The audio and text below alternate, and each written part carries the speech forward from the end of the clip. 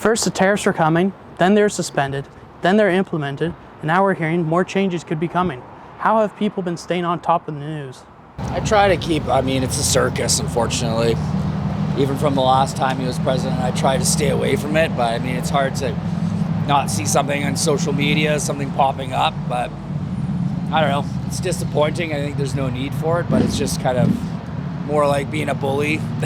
I've been watching the news regularly and just, trying to, it's very confusing. They're on, they're off, but yeah, I have been for sure. Do you think it's important to stay on top and informed? Oh, about absolutely. It? Yeah. Why so? And I think that it also, we should, as Canadians, understand what's going on so that we can better inform ourselves about what we can do individually to, support Canada in all of this.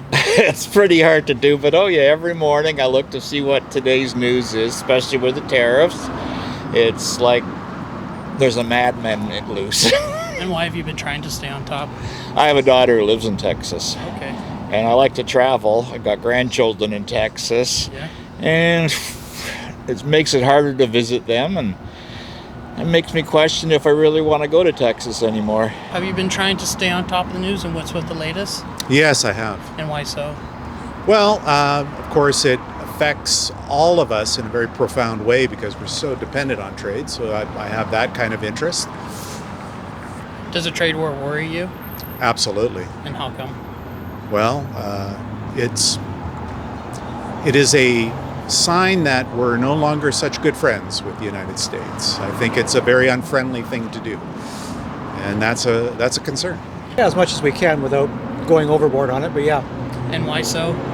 Just because I think it's good to know what's going on and what the impact of is for the country and for everybody personally. We don't just report the news. We live here too. We're your neighbors, bringing you stories that matter to all of us. No government funding, no outside influence. Kelowna Now, local, independent. News you can trust.